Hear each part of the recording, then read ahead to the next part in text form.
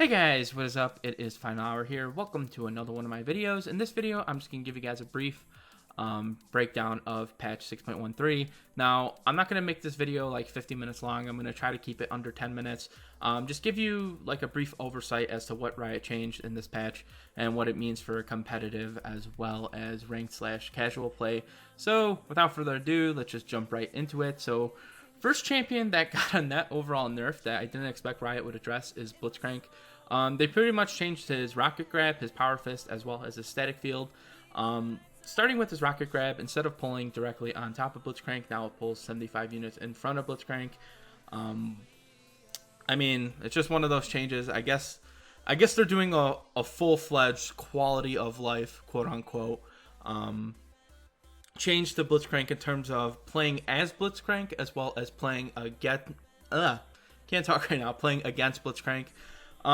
So what they want to do is they want to make Blitzcrank, I guess, a little bit easier to play. People have had problems landing his power fist onto other people, like they would cancel it nonstop, and it would just be really frustrating, I guess, playing the champion, which I never had a problem with playing Blitzcrank. I don't know. It just must be one of those things where lower elo players have trouble playing against him because he's so how do I put this? He stomps lower elo because lower elo players are usually out of position a lot of the times, and if Blitzcrank lands his hook on you, then you're pretty much screwed. And you know, even says here, which is really confusing as a Platinum 2 player, in his current state, Blitzcrank is an unstoppable force in the bot lane. Do not agree with that at all. Sure, he does have his power. He, you know, in the hands of a really good player, Blitzcrank can be extremely frustrating to play against. But all in all, he's not played in competitive. He's not a priority pick in competitive at all. Pretty much what I think they try to do with these changes is just make Blitzcrank a little bit more forgiving to play and also to play against. That's it. You know, that's all they did to this. Overall, I still think it's an overall net nerf because Rocket Grab is going to make you a little bit less out of position. I know 75 units is not that much, but it still gives you a little bit of distance between Blitzcrank and whoever he cranks. And then also just make his power fist, you know, automatically do it. And one thing I do like about these changes, though, is the static field, to where it no longer screws you up with the with the little, like, you know, energy going and hitting your minions. You know, it no longer hits monsters while Blitzcrank is out of combat. So that's really good. So all in all, just a net nerf to Blitzcrank. Let's move on to the next champion, Lulu. Pretty much what they did is they gave her base mana a buff, her base movement speed a buff. Her Glitter Lance they gave pretty much a net buff. The only thing that they nerfed is that now if it hits more than one target, there's a 70% damage reduction to the second target hit or the third target hit, so on and so forth. But the first target still gets 100% damage. Also, 2 seconds at all ranks, so pretty much what you're going to do is you're just going to, you know, slow people down a lot harder at rank 1, which is going to be annoying if Lulu's played bot lane. She's going to shit on the ADC and make, you know, champions like Jhin better, because obviously if a champion's more slowed for a longer duration, it makes Jin's job a lot easier landing his W and snaring him. And, you know, so overall, I think that the Glitter Lance did get a net buff. I know that sounds weird because every champion after the first person who gets hit gets a damage reduction. But, I mean, they also buffed Whimsy and gave people 15, 20, 25, 30, 35% attack speed to whoever she used Whimsy on. So it's like, holy crap. For support, I think she's going to be really good. For mid lane, I think she's still going to relatively stay the same. But I could definitely see her still being played mid lane. And overall, I think this is a net buff for Lulu. So if you like the color purple, this is your buff right here. Next champion, Tahm Kench. Holy crap. The only reason why I even missed this champion to begin with is because of one reason, and that's because of SK Telecom T1's Wolf. He plays this champion almost perfectly every fucking game I see him play. I love seeing him play this champion. It's just one of those things. It's like seeing Bunny Fufu's Thresh. I mean, it's just amazing to see, you know. Not saying Bunny Fufu is a great support player by any means. Don't get me wrong. If he's not playing Thresh, sometimes his support play is pretty questionable.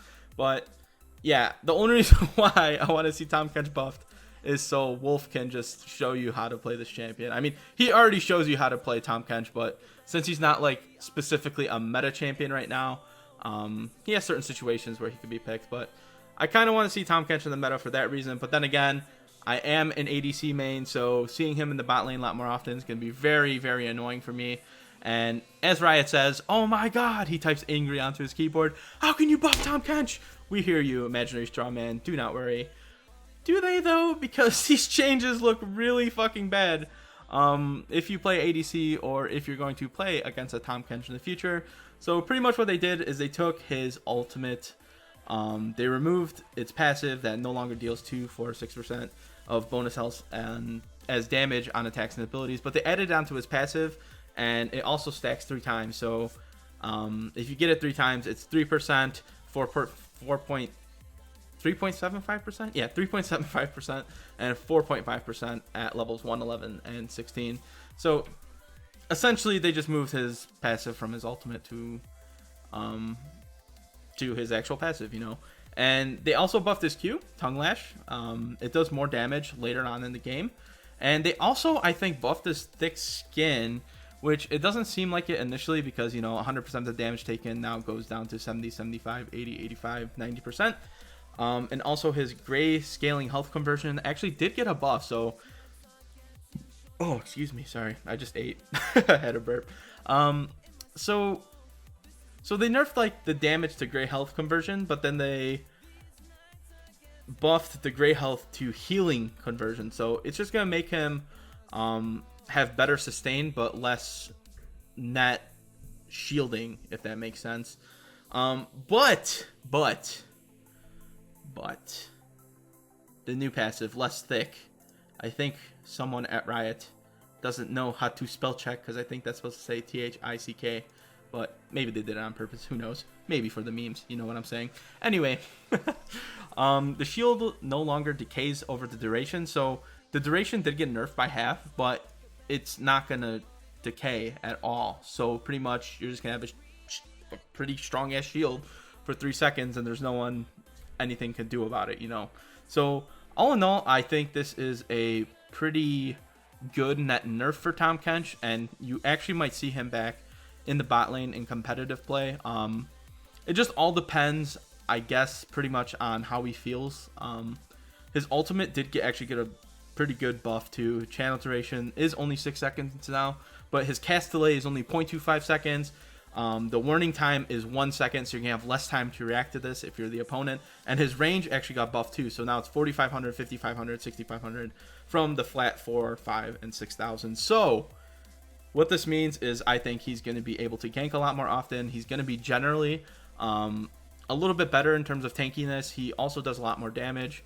Well, not a lot more damage, but a little bit more damage late game.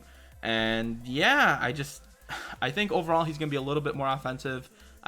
Maybe a tiny bit defensive, but we might see a return from Tahm Kench in the bot lane and maybe potentially the jungle. Who knows? Next up is Thresh. So pretty much what they did with Thresh this patch is they're giving him a little bit of quality of life update. They're making it so his lantern is easier to use overall. There is an interaction here where it says that when he's tethered to an enemy via death sentence, casting Dark Passage is an out of range location. Now it throws the lantern at maximum range in the target direction rather than causing Thresh to walk into his cast range. So it's just going to make the champion easier to play or to make those flashy plays, those, you know, plays that Bunny Fufu makes, Mad Life makes, so on and so forth. I've referenced Bunny Fufu way too much in this video, but I'll let it slide. You know, I like Bunny Fufu.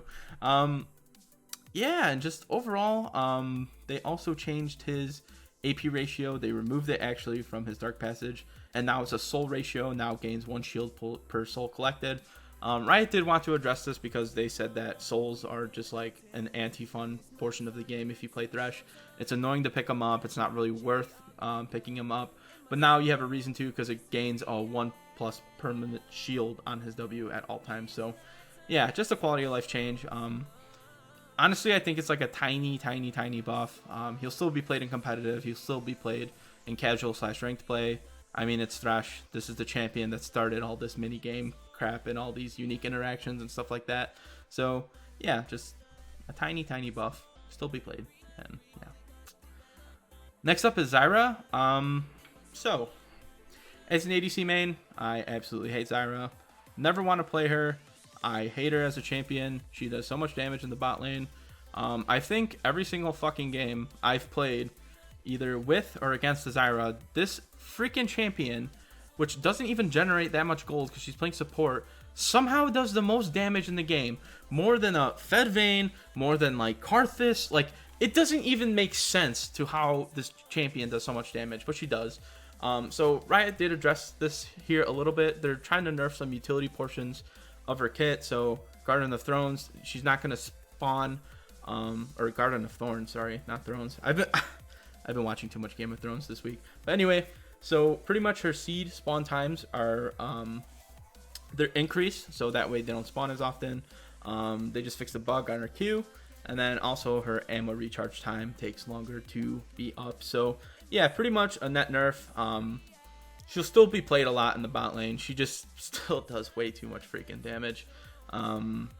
Yeah, so what I predict is that pretty much Zyra in this state, she's still going to be really strong in the bot lane, and she's still going to do a lot of damage.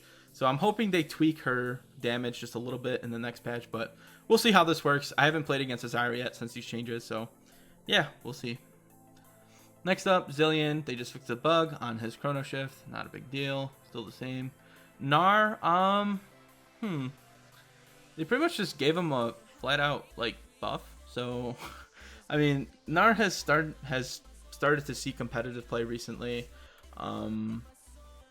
And yeah, this is pretty much just gonna solidify that and make him picked a little bit more. And I don't know. It's just one of those champions that started to see more competitive play because this game is more team focused now, and Gnar is a pretty good team fighting champion and in the hands of a really good player, an LCS player. He could do a lot of damage with Gnar. His ultimate, where he could jump in as big form and just CC up a whole team, is really good. So yeah, these buffs pretty much solidify that, and we might see him even more often. And who knows, maybe he'll replace Trundle or Aurelia. I doubt he's gonna replace Aurelia. That bitch is broken. Anyway, so yeah, it's just a pretty good change, or a pretty good buff actually. And yeah, we'll just see Gnar a little bit more. For casual play, maybe we'll see him more.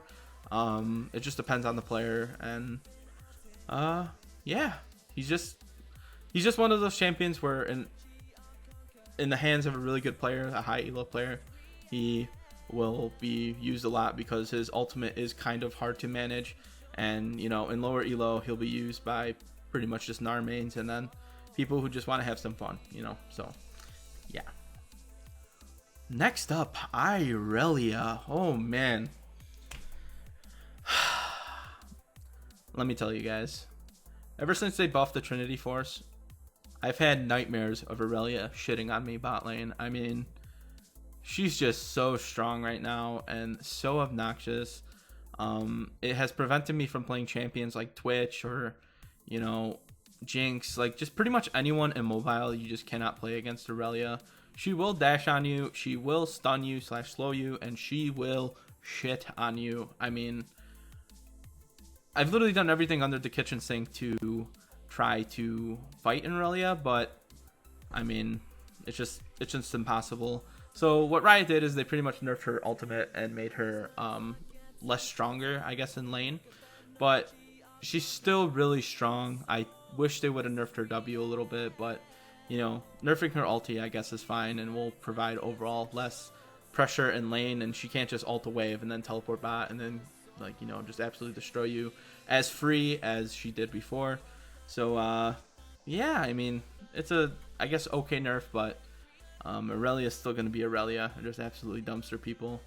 And yeah, so I just hope that they monitor her again this patch, and hopefully they just give her tiny bits of damage reduction, because her and Trinity Force, they're just too good with each other. You know, whenever Trinity Force is broken, Aurelia is broken. And you know, this was an okay change for now, but I still don't think it's enough. Aurelia still will be played in competitive and casual / ranked play all the time, just because she's just broken right now. Jarvan, interesting little change they did. So pretty much they just nerfed his base shields late game, but his bonus shield per enemy champion has gone up, and his radius has gone up 100. So all in all, a nut buff. Anything that's crazy, and nothing that will make Jarvan like super meta tier and make him picked every game. But you know, just a nice little change. I do play Jarvan from time to time, so pretty interesting. Another champion that used to be stupidly strong, Kindred. Pretty much they just completely just crapped on her early game. So pretty much her base armor went down 7, which is actually a lot. And if you guys don't know, Jarvan used to have, well, didn't used to have, but initially when Jarvan was really strong and they wanted to nerf Jarvan, they took away like all his armor. And what that did was it made him like completely useless in the jungle, made his wave clearing jungle really hard. You usually have to back after your, you do the Gromp, you do like your blue buff, and then you do like red buff. You'd have to back immediately, and then, you couldn't really gank, and you had such a hard time doing so. Just clearing the jungle first time. With a net nerf of base, like 7 base armor, it might be the same for Kindred. She may have a hard time like early on now, just like invading, like just being an early game nuisance like she was in previous patches. She may need to focus more on farm now, and she still may be good like mid game. Like she still has her ultimate still really strong. Her kit in general is still really strong, but her wave clear early on is going to be a problem, I think, just because she can't tank the monster camps as hard. They removed the Hunger's Vigor no longer grants a heal, but it now maims jungle monsters, reducing their attack speed and movement speed by 50% for 2 seconds. So yeah, I guess that helps her early clear, but I don't know. I just see that base armor nerf of 7, and that's really huge early on. It does scale once again, so it will be. She still will be good for mid game, but I think her early game got hit pretty hard this patch, and we may see Kindred fall out of the meta a little bit, and definitely in pro play she'll fall out of the meta because 7 base armor is huge early on. So yeah, RIP Kindred. We may see you in later patch if you get buffed. And now Swain. So Swain is a direct beneficiary of the mid-season magic patch. It made him really strong and stupid OP, and just holy crap, he was so strong. He did get a nerf last patch, and this patch they're just nerfing him a little bit more. So his ultimate got a base nerf of 10 seconds. So instead of being a 10-second cast, it's a 20-second cast. And initial lockout on recast, instead of being a half second, is 2 seconds. So overall, it's just a net nerf to his ultimate. It's toning down his power at all forms of the game past level 6. And I still think Swain's gonna be pretty good. He still may see competitive play here and there, but yeah, this is pretty much the extent of the nerfs in order to stay in competitive play. If he gets any other nerfs from here on out, I think that he may fall out of competitive play. Will still be okay in ranked play, just because people have a hard time playing against Swain. I know I do, and like I'm like higher plat elo, like I just don't know how to deal with him. Obviously you could buy like grievous wounds items and stuff like that, but yeah, it's just one of those things. I think right here is like the perfect, like not like stupid retardedly strong, but not like super bad, so yeah, just keep him right here, monitor him. I think he's fine now, even though he's still tiny bit on the strong side. I mean, mid-season Magic's gonna mid-season Magic until Worlds. So yeah, I think he's perfect where he's at. He still might be a little bit strong, but it's okay. At least now he's manageable versus impossible to play against. Syndra, just a lot of bug fixes, and this is actually pretty interesting because Syndra has a lot of bugs, and I think her bugs have held her power down significantly. So with these fixes on her bugs, it might actually make her viable to play in ranked, and also viable possibly in competitive. I'm not sure yet. We'll see how these bug fixes pan out, but if I start seeing Syndra in every game, it will make me sad because she has a ton of burst, and if the bug fixes, can I say that word right? Maybe, I don't know. But yeah, with these bug fixes, it can definitely catapult her into a good state in the game, and maybe she'll be playing in competitive and ranked, but we'll see. Trundle, they pretty much just gave her the Riven treatment and nerfed his base health regen. they don't want his health regen to be too good in lane, and they kind of just want to tone him down altogether. But they're probably just doing like these periodic nerfs where they're just going to take away his health regen first, and if he's still too strong, they might take away something from his kit. But yeah, Riot has to start somewhere, so they're starting with his base health regen, which was at 9.4, now it's at 6. Still hate the champion. He is so strong at all stages of the game. I doubt this base health regen nerf is going to do much. He still will split push like a god and will be unkillable 1v1, and then later on he will just ult you and get all his health back and steal your stats. But yeah, Riot has to start somewhere. They're starting at the base health regen, and they will monitor him and probably nerf him next patch. So there you go. Twitch, I almost panicked here for a second because I thought like they were nerfing his Q or something. It is just a bug fix, so not that big of a deal. Vladimir, they reverted back to his old passive, and they also nerfed his Q transfusion. Just all in all through early game and late game, but they gave it a ability power ratio, so I guess it'll be a little bit better late game. Just a pretty good nerf to Vladimir. He is super strong this patch. Again, mid-season magic. Do you see a trend here? Everything affected with mid-season magic is really, really strong. ADC mains, RIP. But yeah, so pretty much what they did is they just nerfed his passive, nerfed his Q, gave it better scaling late game. So Vladimir won't be as obnoxious at all stages of the game. He will have a weakness, but I think late game he'll still be pretty good. And yeah, he'll still be the Vladimir we all know and love. So for competitive, it might drive him out of being picked and banned every game. He still may be viable in competitive. He might be like a cliche pick, but for ranked, you can still climb with him. And if you also play Vlad a lot, then you know how it is. You can still climb. Volibear, ooh, another one of those low elo pub stompers.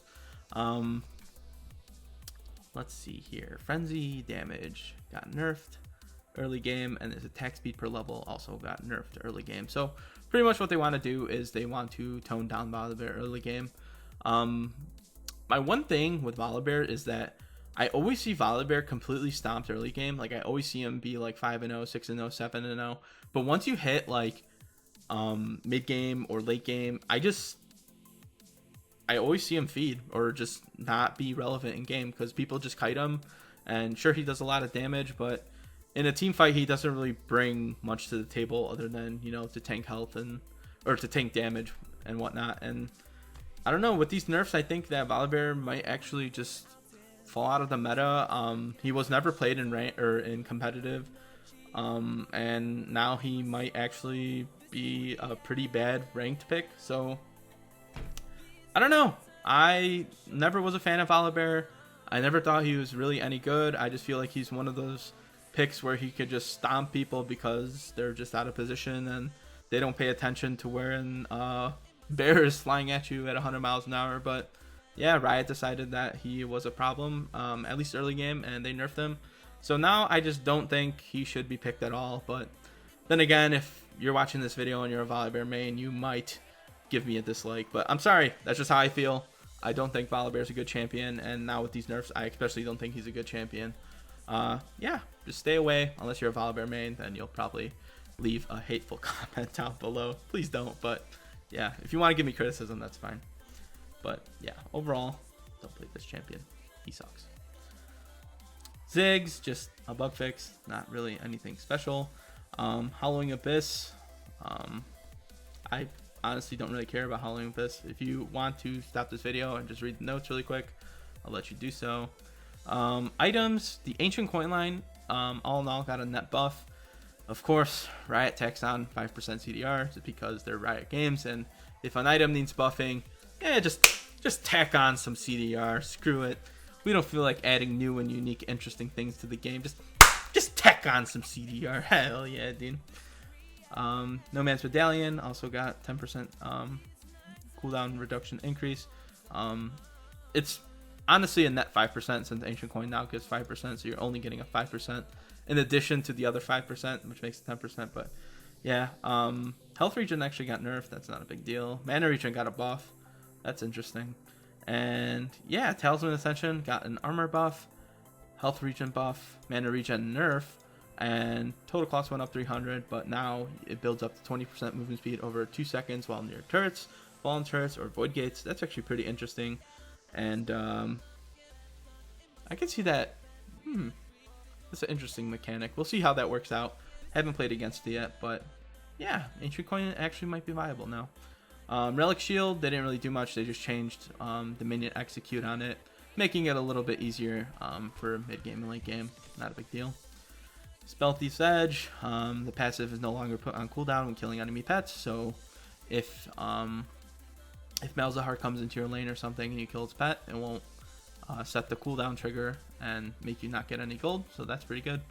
Forbidden Idol gives you 10% bonus healing and shielding power.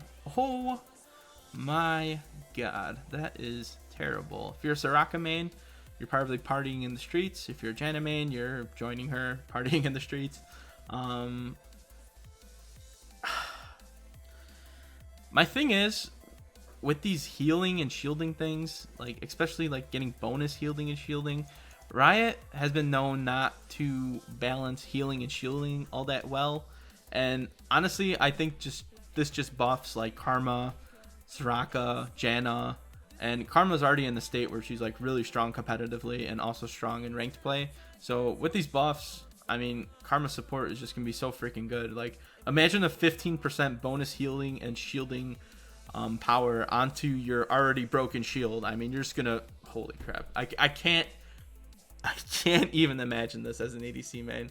Seeing how big that shield's gonna be from the opposing Karma. Oh my god, it's gonna give me nightmares. But I also don't know if these stack or not, because if you look at the passive, one of them says Ardent Healing and the other one says Crucial Healing. So I don't know if that in game, if these two things stack. If they do, holy crap, watch out. Soraka, Karma, Janna, all those champions are going to be picked like 100% of the time if that's the case.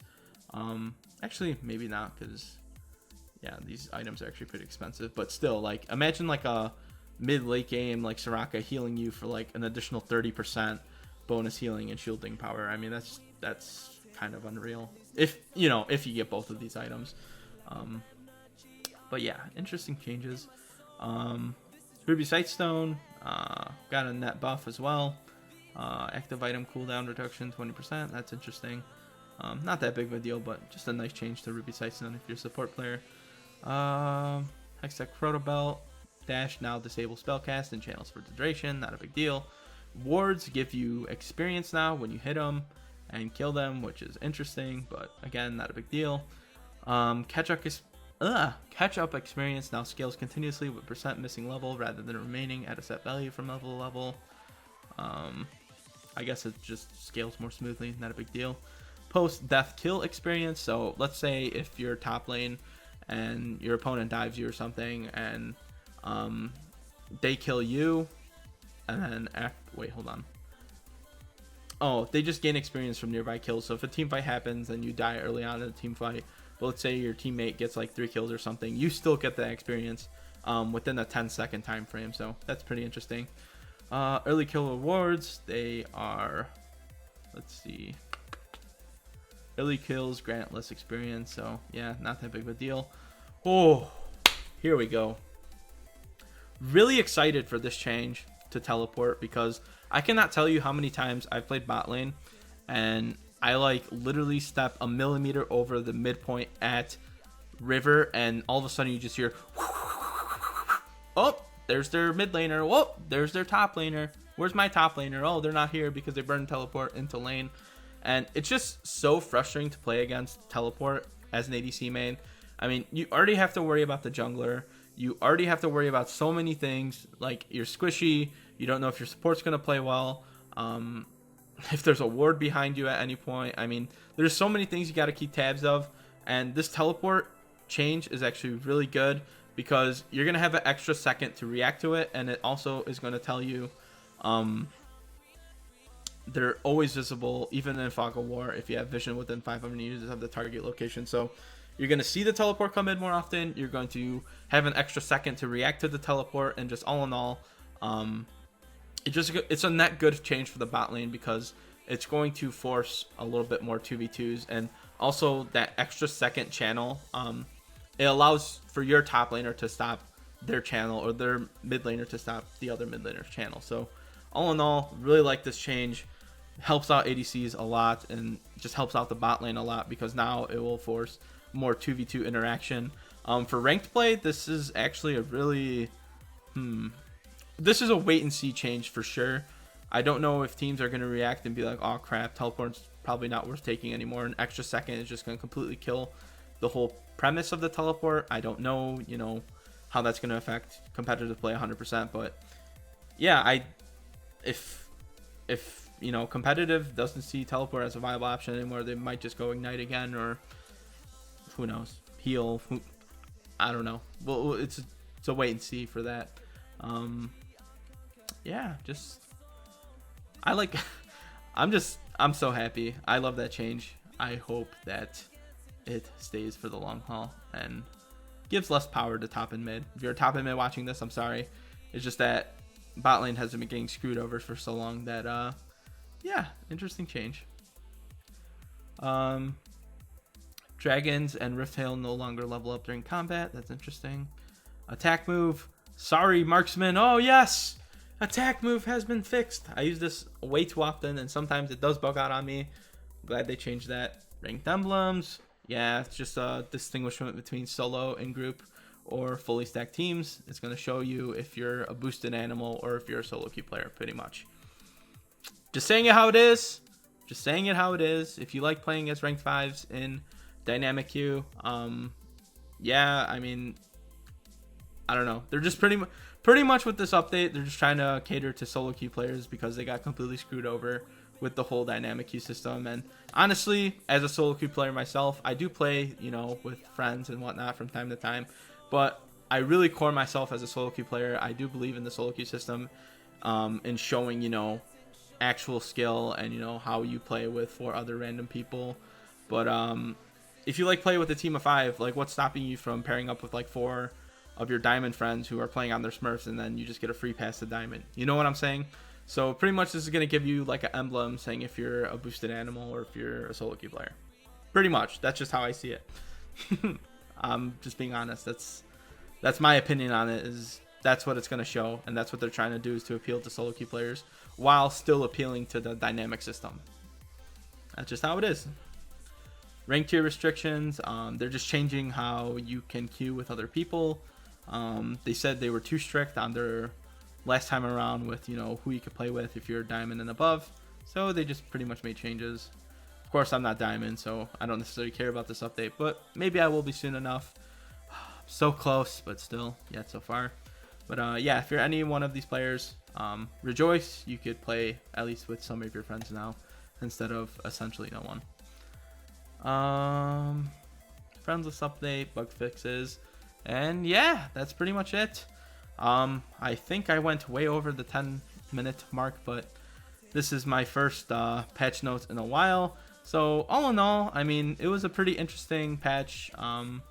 Nothing that like really jumps off the page except for maybe Tom Kench. I think this might make him viable again. It might make him seen in competitive play more often, which makes me excited when I watch SKT Wolf play him. And yeah, that's pretty much it.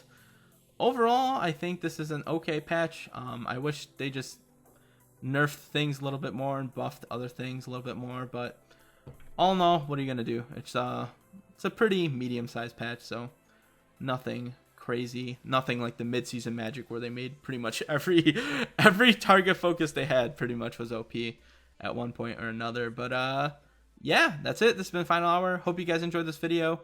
I usually don't do patch notes stuff, but I'm trying to branch out into other things. So instead of just doing like strictly like gameplay, I'm trying to cover more of the competitive scene and, you know, what Riot does and every patch they do, and, you know, just changes to the games and whatnot. So that's it. This has been Final Hour. Hope you guys enjoyed the video, and until next time, guys, see ya.